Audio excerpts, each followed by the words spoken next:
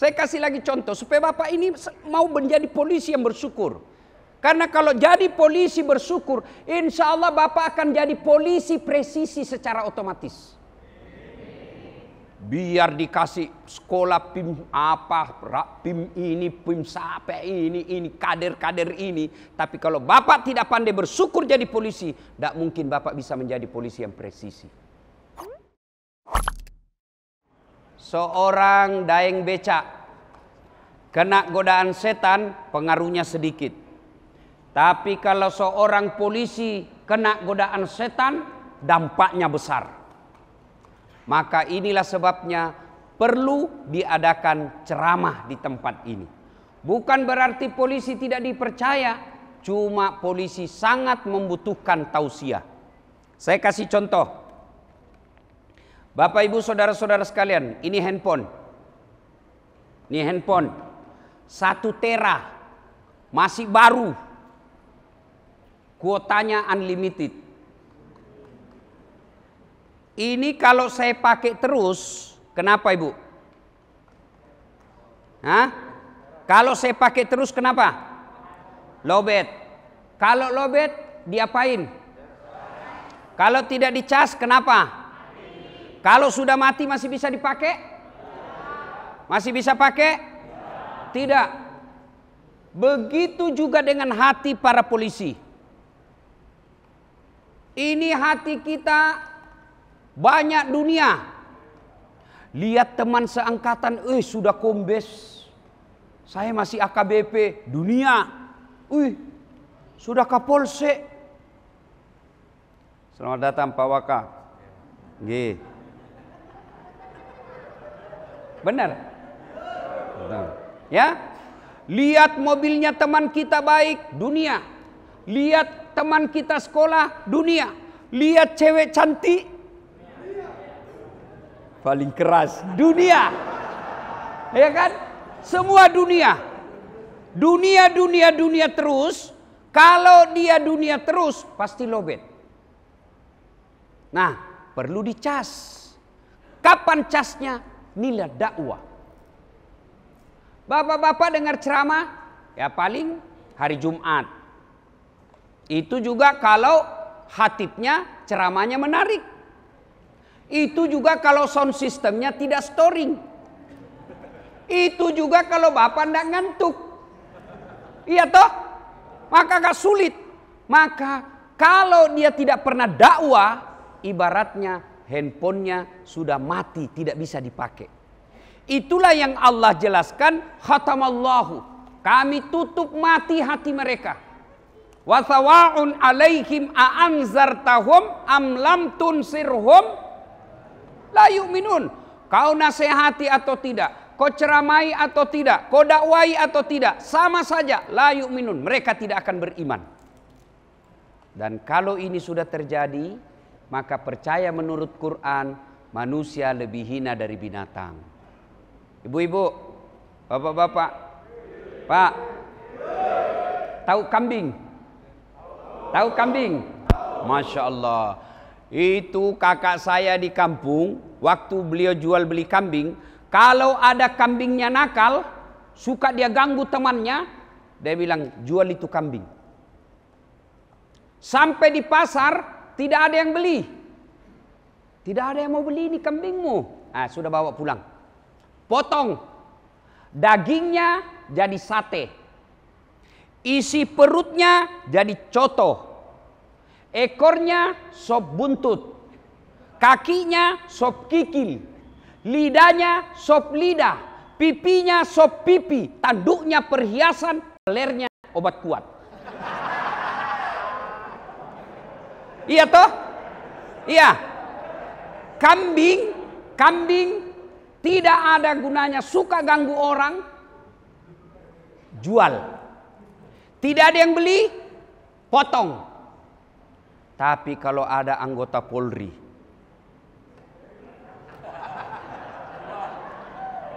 suka nipu, pura-pura mempersulit keadaan, cipta kondisi.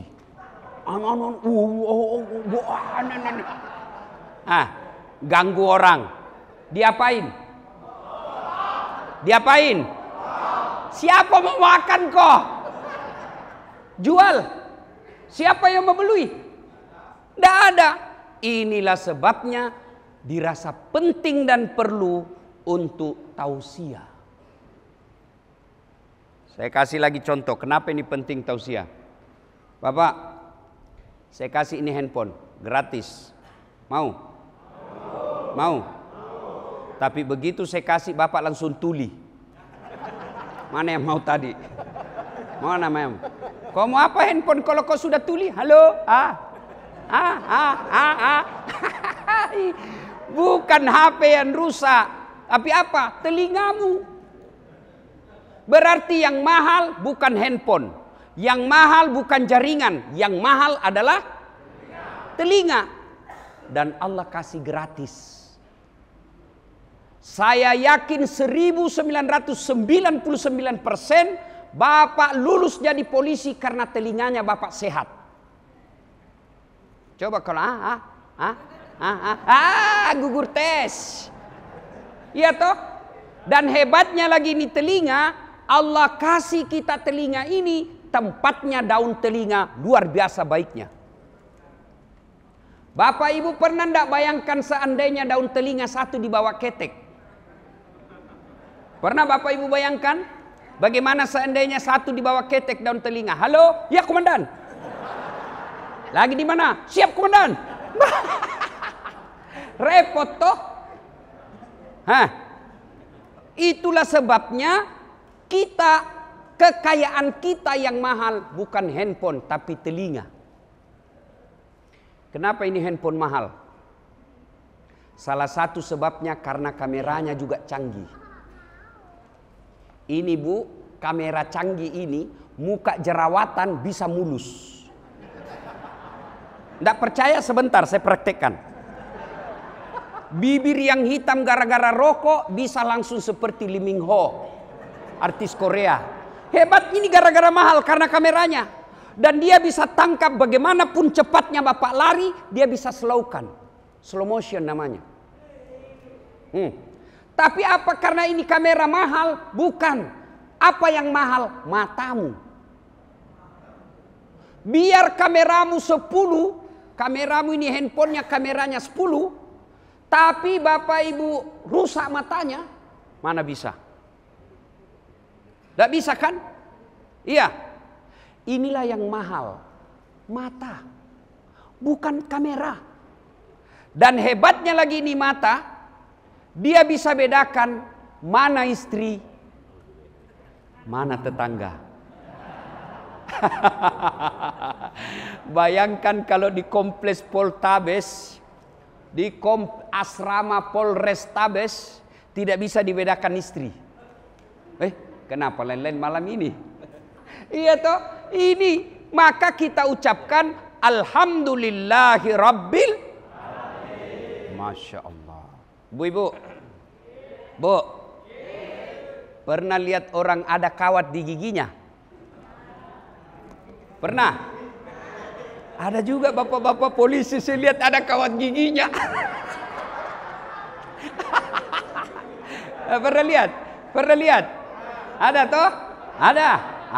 Ya kalau niatnya untuk memperbaiki itu boleh halal. Tapi kalau niatnya hedon supaya dibilang Bu, pernah lihat? Pernah toh? Saya lagi mengajar. Tiba-tiba saya lihat ada anak mahasiswa cewek ada kawat di giginya. Kaget saya karena biasanya yang dikawat di kampung saya pagar. Ini giginya dia kawat, Pak. Saya tanya, "Dek, apa namanya itu di gigimu?" Dia bilang, "Ustadz, ini namanya behel." Oh, mahal itu, Dek. 30 juta. Masya Allah. 1 kali umroh, Pak, dia simpan di giginya. Iya toh? Lalu saya tanya dia, kau sini, Dek. Kau kira behelmu yang mahal? Bukan. Biar kamu mau pasang behel harga 100 juta, tapi kalau tidak ada gigimu, apa kau mau kawat? Iya.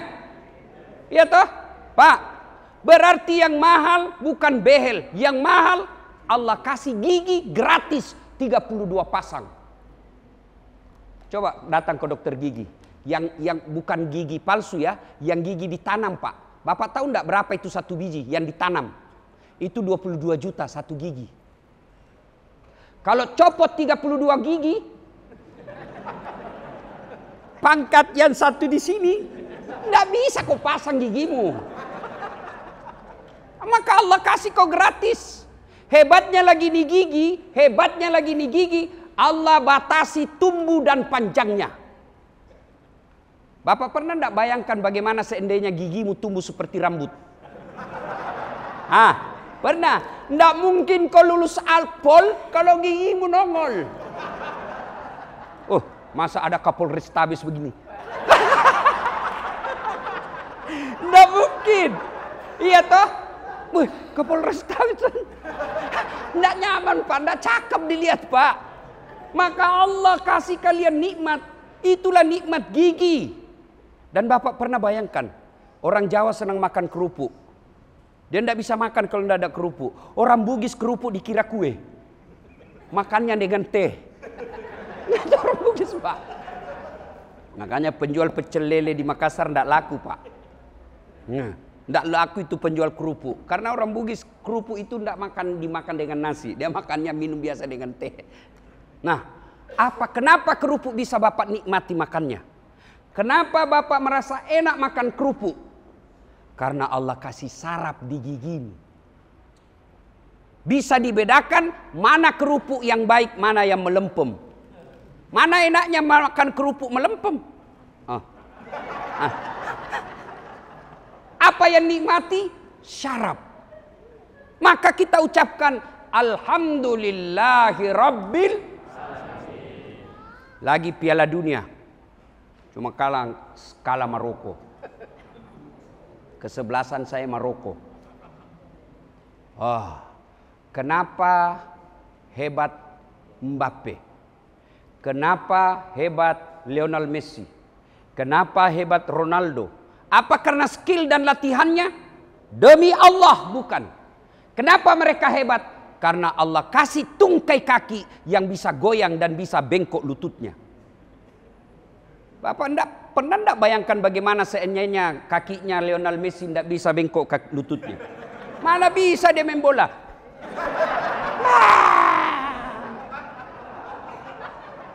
Ya, maka kita ucapkan Alhamdulillahi Rabbil.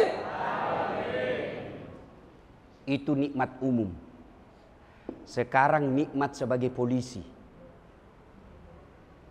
Bapak pernah enggak pikirkan enaknya ini menjadi polisi Pak?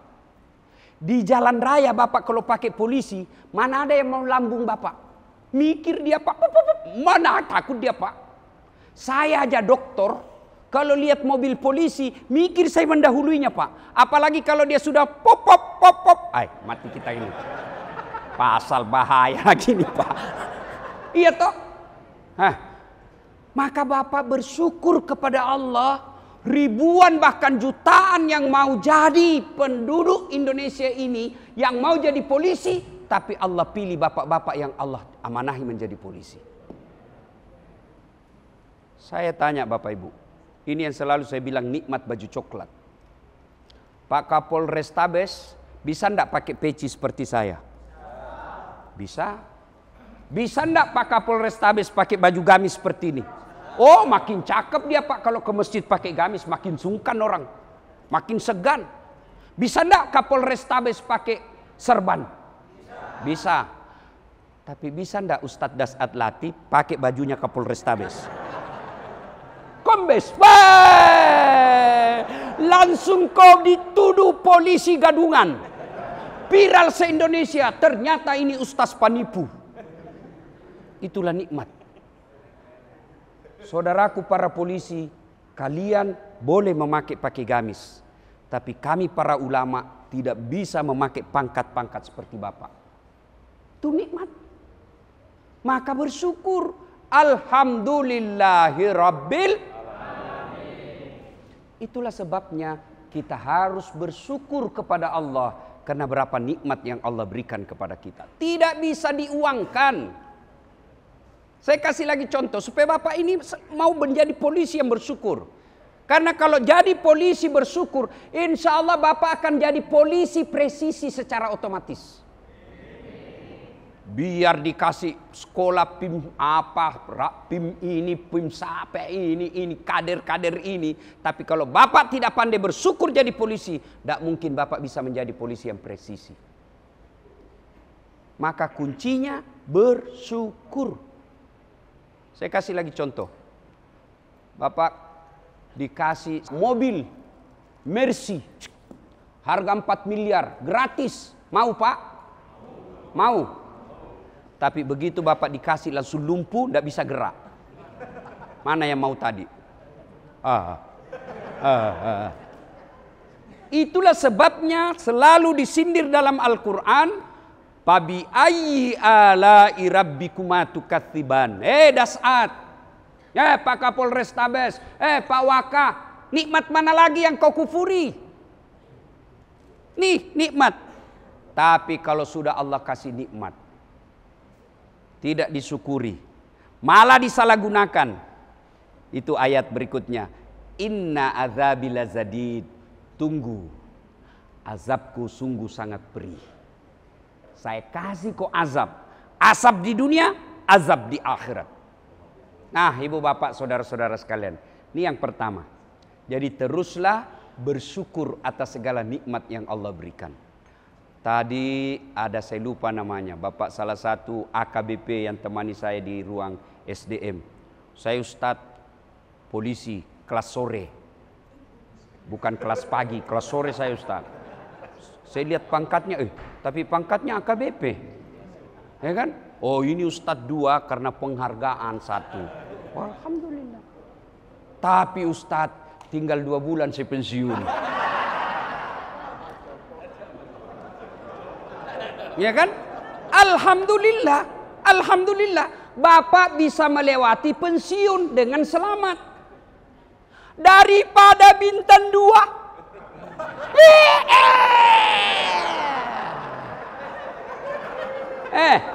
Bintang 2 bos.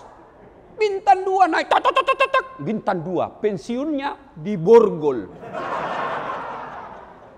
Iya toh? Kenapa kalian menderita? Karena kalian tidak pernah bersyukur. Bersyukur insya Allah kalau pasti jadi polisi yang baik. Bagaimana cara aplikasi bersyukur? Hiduplah engkau sesuai dengan rezeki yang Allah berikan. Kalau gajimu 7 juta per bulan, tolong tidak usah pakai iPhone 14 3 kameranya. Kau mau apa 3 kameranya? Nah istrimu cuma 1. Yang ketawa, saya serius ini. Dari mana kau dapat bisa beli handphone harga 39 juta? Gajimu cuma 7 juta. Pasti meres. Kamu tidak meres, tapi honornya anggotamu kau tahan. Tenang kau bilang tadi gaspol. Terutama itu kasih yang berimob. Kalau saya dari sini ini Pak, saya bisa bedakan mana berimob, mana serse. Kalau berimob itu kan sedikit bau-bau matahari Pak. Gelap. Kenapa? Sedikit juga honornya. Uang pengamanan 50.000 sampai lapangan cuma 15.000.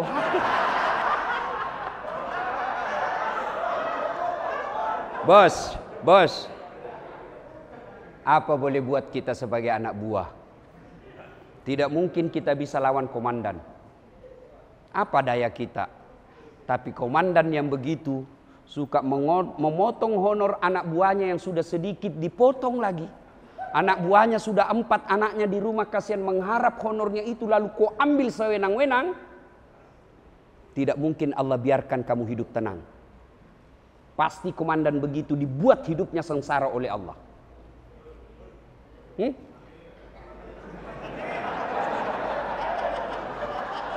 Oh, bayangkan Pak, pelan-pelan aminnya, pelan-pelan.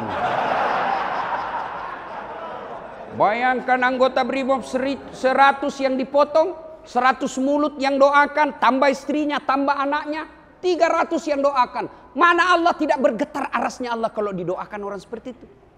Maka dia bilang, makan kok, makan kok, makan kok. Apa? Bagaimana hidup Anda mau berkah kalau disumpahi? Didoakan baik saja, belum tentu hidup kita mulus. Tapi dia mulus Ustaz, pangkat jabatannya mulus-mulus. Ingat, belum tentu itu nikmat, bisa jadi itu azab. Itu bedanya nikmat dengan istidraj. Kalau nikmat, pangkat, jabatan, kekayaan, fasilitas dunia mendekatkanmu kepada Allah, maka itu nikmat. Tapi kalau fasilitas, pangkat, jabatan, kekayaan, popularitas makin membuatmu jauh dari Allah, itu pasti azab. Maka mulus. Begitu pensiun, tidak ada yang mau lihat rumahnya. Anak buahnya lewat seolah-olah tidak kenal. Itu sudah penderitaan batin, sudah itu Pak. Tahun kedua tiba-tiba kena stroke. Tahun ketiga dikateter. Kencing pakai selang. Makan pakai sonde. Stroke. Istrinya usia 35 tahun. Istrinya bawa mantan pacarnya ke rumah. Dia lihatlah istrinya dengan mantannya dalam keadaan stroke. Dia bisa ngomong.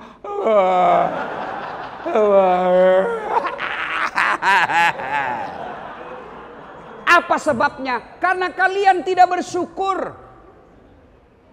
Kalau kalian mensyukuri nikmat yang Allah berikan, insya Allah hidupmu pasti tenang. Orang tenang bukan karena pangkat jabatan. Orang tenang bukan karena banyaknya duit. Orang tenang bukan karena populer. Saya bisa rasakan, dulu saya berpikir enak setelah populer. Oh ternyata setelah populer seperti sekarang Pak, kadangkala saya jengkel. Lalu kenapa orang bisa tenang? Karena ada rasa syukur dalam hatinya. Bayangkan kalau kita dari bandara Pak lagi capek, mau istirahat sejenak, datang ibu-ibu, selfie dulu Ustaz, selfie dulu. Baru selfie-nya terlalu dekat dengan lubang hidung. Karena ada juga ibu-ibu yang belum tahu selfie Ustaz, selfie. Jauh-jauh ibu, supaya bukan lubang hidung dilihat ini orang.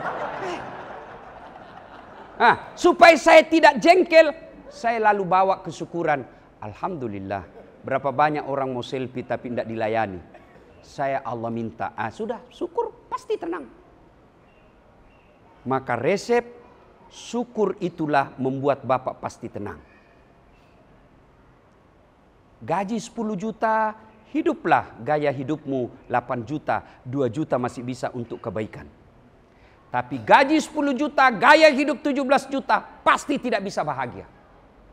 Resep pertama, bersyukur. Yang kedua, tidak ada pekerjaan yang tidak ada risiko. Tidak ada pekerjaan yang tidak ada tantangan dan hambatannya. Bapak pikir jadi ustadz tidak ada masalah? Oh, masalah Pak. Apa masalah bagi ustadz saya sekarang? Jarang di rumah. Istri saya selalu komplain. Belum 24 jam, kau pergi lagi. Belum sempat peluk-peluk, jalan lagi. Maka begitu menghadapi masalah ini, resepnya 2. Ista'inu bis-sabri was-shalah. Sabar, perbaiki solatmu, saya yang selesaikan itu masalahmu. Jadi bapak-bapak polisi, ketika ada masalah, apakah itu dari senior, ada yang mau ngambil jabatan kita, difitnah kiri kanan, bapak tidak usah cari muka. Cari muka capek, melelahkan. Saya dapat ilmu dari Pak Kapolrestabes tadi. Satlantas, kalau polisi lalu lintas itu katanya habis bulu-bulu tangannya. Kenapa? Selalu begini. Mohon petunjuk komandan. Petunjuk komandan. Itu kalau serse begini, siap Pak, siap Pak, siap. Tidak usah Pak cari muka sama komandan, pasti capek. Bapak cari muka sama Kapolrestabes, berapa lama Kapolrestabes tugas di sini? Bapak cari muka sama jenderal, berapa lama jenderalmu bertahan? Pasti pensiun. Tapi kalau Bapak ista'inu bis-sabri was-shalah, itu janji Allah, bukan janji kampanye. Janji Allah. Saya yang selesaikan itu masalahmu. Jadi begitu ada pekerjaan kita sudah konsisten, sudah bekerja dengan baik, tupoksi kita lakukan. Ternyata ada orang sentimen, dia berusaha menjatuhkan Bapak. Perbaiki sholat. Bagaimana hidup mau tenang kalau yang punya hidup kita jauhi? Saya kasih contoh Pak. Saya baik dengan Pak Kapolres Tabes. Saya datang ke Surabaya. Assalamualaikum Komandan. Waalaikumsalam Ustaz. Apa ini Ustaz? Saya di Surabaya Ustaz. Komandan, mau jalan-jalan ini keliling-keliling. Oh saya lagi di Jakarta Ustaz, di Mabes nih. Tapi tenang, aman. Pak Kapolres Tabes telepon ajudan. Ajudan, siap Komandan. Itu ada Ustaz Dasad di Juanda, kau jemput. Bawakan mobil, full tangki, jangan lupa kasih pembeli oleh-oleh. Siap Komandan. Setengah jam kemudian datang ajudan, bawa mobil lengkap dengan pembeli oleh-oleh. Selesai masalah saya. Kenapa? Saya akrab sama yang punya Surabaya setengah. Ya toh? Datanglah orang dari Sulawesi. Tidak pernah kenal Kapolres Tabes, tidak pernah ketemu, tidak pernah dengar namanya. Tiba-tiba Assalamualaikum Komandan. Waalaikumsalam. Boleh pinjam mobilnya Komandan? Siapa ditelepon? Bukan ajudan, Kasat Resre. Tangkap itu. Tukang tipu pasti itu. Tangkap dia, tangkap tukang tipu itu. Begitu juga dalam hidup ini. Bapak tidak pernah sholat. Sholat cuma hari Jumat. Itu pun paling terlambat datang, paling cepat pulang. Orang khotbah Bapak tidur. Wah. Begitu bangun, aliran apa ini? Tidak ada khotbahnya. Bukan aliran apa, kau yang tidur. Beleng-beleng. Tiba-tiba kena mutasi. Non-job. Dia berdoa, ya Allah. Saya disalimi ya Allah. Ya Allah. Tolonglah saya ya Allah. Saya sudah capek hidup begini ya Allah. Allah katakan, malaikat, karena dia sudah capek sekali cabut nyawanya. Ya, maka sedulur-sedulur, sholatlah. Perbaiki sholat Pak. Cari muka sama manusia, capek. 3 tahun kita mengabdi dengan baik. Hanya kesalahan yang 2 jam, dia lupa yang 3 tahun. Itu manusia. Tapi kepada Allah kalau Bapak, kecil buat Allah kasih kau dunia, kecil. Siapa sangka Kapolda kita sekarang yang sekarang? Siapa sangka? Kalau Allah mau, Allah gampangkan segala urusanmu. Maka lebih baik kau perbaiki sholatmu daripada kau cari muka.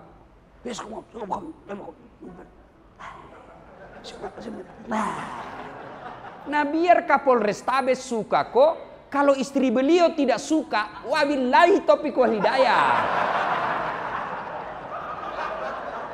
Iya toh? Apalagi kalau istri beliau sudah katakan, saya tidak suka itu anggotamu. Bagaimana caranya? Tidak saya lihat itu. Dipanggillah kau, mohon maaf ini. Apa salahmu sama ibu ini? Ya begitulah hidup. Maka daripada cari muka kepada manusia, mending kau cari muka kepada Allah. Lalu kau bekerja dengan baik. Kalau kau dikasih, pasti yang terbaik. Kalau kau tidak dikasih, itu juga yang terbaik. Sangka baiklah. Jangan selalu berpikir, sudah ini berkas bagus, ini bagus. Ternyata, tidak keluar nama dalam daftar yang dipromosikan sekolah. Percaya, sekolah bukan yang terbaik saat ini buatmu. Allah kasih yang terbaik. Jangan pernah sangka buruk. Sangka baik. Ini bapak-bapak kalau saya depan polisi kan selalu saya jelaskan ini. Saya dulu kan daftar tentara. Tamat SMA. Tidak lulus bos. Gara-gara apa? Jadi Tuhan kalau saya jadi tentara. Teman saya lulus Pak. Sekarang dia di Polda Sulbar sudah 2 bunganya. Reserse. Pakai baret merah. Saya lulus jadi ustadz. Pakai baret putih. Alhamdulillah dengan baret putih yang saya pakai ini Pak. Mulai baret hitam sampai baret merah. Ku caramai kau semua. Pak. Maka bersangka baiklah. Jangan pernah bersangka buruk. Tiba-tiba non job, sangka baik. Lebih baik kau opan juasi. Oh, pantas saya nakal selama ini. Oh, pantas saya tidak bersinergi selama ini. Jangan bawa ke negatif, bawa ke positif. Hah? Tidak ada pekerjaan yang tidak ada tantangan dan cobaannya. Polisi, bapak polisi baik, tapi datang teman SD-mu. Tolonglah, kau tong yang diandalkan di sini. Apa kayak bisa kau bantukan saya? Bayangkan kalau kita berteman dari SD, teman sekelas lagi SMP, teman sekelas lagi SMA. Tiba-tiba dia ada masalah, dia datang minta tolong. Dan kita sebenarnya pada posisi penentu. Itu pasti datang dia bawakan masalah. Masalahnya selesai, dia datang ke kita. Kita yang jadi masalah. Itulah hidup. Maka solusinya, 1, sabar. 2, perbaiki sholatmu. Istri suka ngomel, biar pangkat tinggi, biar ulama, kalau dia tidak tahu ilmu sabar, tidak mungkin dia bisa bahagia dalam rumah tangga. Nih, ibu-ibu di belakang tuh. Kalau dia ngomel, tidak perlu kau bayangkan bagaimana cara menjelaskannya. Ini juga kita laki-laki yang tidak adil. Bikin salah tapi tidak mau ketahuan, cerita mati itu. Biar kau rahasiakan, namanya aib, suatu saat pasti ketahuan. Dan tidak adil dan tidak sportifnya kita, begitu ketahuan kesalahan kita, tidak mau kalau istri marah. Bagaimana ceritanya? Kalau dia marah dan ketahuan memang kita salah, sudah. Innalillahi wa inna ilaihi raji'un. Sabar sayangku, segalanya datang dari Allah. Segalanya akan kembali kepada Allah. Innalillahi. Ya sayangku, kamu itu waktu menikah dengan saya, Akpol, oh itu takdir baikmu. Kan dalam Islam itu ada rukun iman. Satu di antaranya percaya kepada qada dan qadar. Takdir baik dan takdir buruk. Takdir baiknya kau nikahi saya. Takdir buruknya kau tahu saya berselingkuh. Itu takdir buruk itu.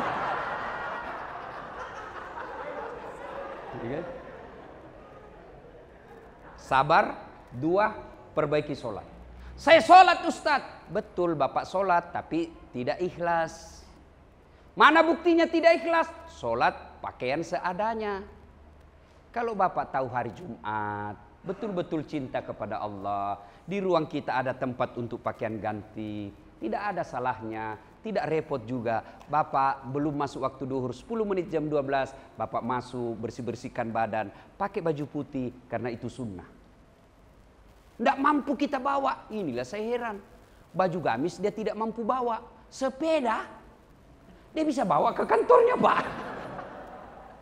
Ya kan? Nah, saya sholat Ustadz. Betul bapak sholat, tapi main-main. Mana buktinya? Coba lihat kalau bapak sholat. Sholat seadanya toh.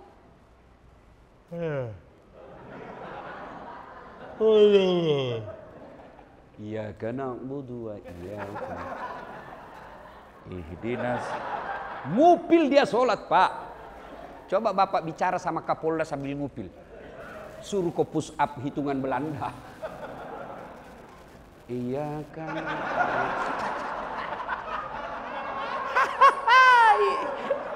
Ya kan? Sholat kayak ndak makan 2 hari, Pak.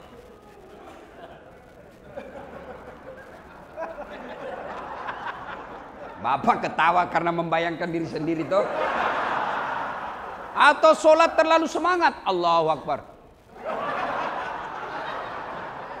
Nah, pantas 30 tahun jadi PNS, 30 tahun sholat tapi tidak bisa lepas dari kredit diri. Iya, kenapa? Karena sholat bapak belum baik. Maka begitu ada masalah dalam pekerjaanmu, lebih baik sabar, perbaiki sholat. Saya sudah sholat Ustadz, jangan puas 5 waktu. Karena 5 waktu itu bukan milik kita. Itu janji kepada Allah. Yang kita miliki untuk menambah berat-berat pahala kita adalah sholat sunnah. Saya tidak bersangka buruk kepada saudaraku. Saya cinta kalian karena Allah, bapak-bapak polisi. Bapak polisi mesti melazimkan sholat sunnah taubat setiap hari. Sholat sunnah taubat. Selesai sholat maghrib, jangan pulang kalau masih di sini. Jangan pulang dulu karena juga macet. Bapak juga tidak ada hal yang mendesak. Tunggulah sejenak. Selesai sholat maghrib, bapak sholat sunat taubat minimal 2 rakaat. Sholat sunat taubat. Karena dosa ini kan kadangkala situasi dan kondisi yang memaksa kita. Maka saya mau sholat sunat taubat, ya silakan. Caranya, bacaannya sama sholat sunnah yang lain, tinggal beda niat. Kalau tahajud niatnya tahajud, salat taubat niatnya taubat. Bagaimana? Boleh bahasa Arab. Usalli sunnatal taubat raka'ataini lillahi ta'ala. Allahu Akbar. Tidak tahu bahasa Arab, bahasa Indonesia juga boleh. Tidak mesti bahasa Arab. Saya niat sholat sunat taubat 2 rakaat sunnah, hukumnya bagi saya lillahi ta'ala. Allahu Akbar. Itu pun Bapak susah menghafalnya. Ya sudahlah, Bapak ambil jalan praktis. Berdiri tegak menghadap ke kiblat. Tuhan, sholat sunat taubat ya. Allah. Jangan ketawa. Boleh, serius. Nah, sudah lagi, sudah masih mau tambah 2 rakaat kan sampai 6. Mau tambah lagi 2 rakaat, ulang lagi. Tuhan, masih seperti yang tadi. Allah. Itu boleh. Boleh. Nah, karena dia sholat sunat taubat, Bapak jangan minta jodoh di situ. Karena dia sholat sunat taubat, Bapak tidak minta rezeki di situ. Namanya sholat taubat, kita minta taubat. Ya Allah yang maha pengampun. Begitu caranya. Jangan ya Allah yang maha kaya, ampunilah saya. Tidak nyambung. Ya Allah yang maha pengampun, ampuni dosa dan kesalahan saya. Saya khilaf tadi ya Allah. Saya hilap ya Allah, saya pegang tangannya sekretarisku, dia pegang pula saya ya Allah. Akhirnya kami berpegang-peganglah ya Allah. Saya hilap ya Allah, saya hilap. Ampuni dosa dan kesalahanku. Yang lebih penting dari itu, ya Allah, Rabbana la tusik qulubana ba'da is hadaitana wa hab lana min ladunka rahmah. Berikan saya kesanggupan dan kemampuan untuk tidak mengulangnya. Karena tanpa pertolongan dari Allah, biasanya kita ulang lagi. Tapi saya taubat Ustaz, ulang taubat lagi. Apa salah? Oh, datang anak muda. Ya Rasulullah, saya pendosa. Nabi katakan taubat kok. Saya ulangi, taubat kok. Saya ulang lagi, taubat. Banyak dosaku ya Rasul. Ampunan Allah jauh lebih banyak. Maka saudaraku para polisi Republik Indonesia, saya cinta kalian karena Allah. Amalkanlah ini. Selesai sholat maghrib, tunggu sejenak, sholat 2 rakaat namanya sholat sunnah taubat. Banyak yang ingin kita sampaikan, tapi waktu jualah yang membatasi kita. Insya Allah lain waktu dan kesempatan kita akan lanjutkan. Mudah-mudahan undangan di tempat ini membawa manfaat buat saya dan buat kita semua. Jika ada kata yang tidak berkenan, mohon dimaafkan. Usikum wa nafsi bitaqwallah. Assalamualaikum warahmatullahi wabarakatuh.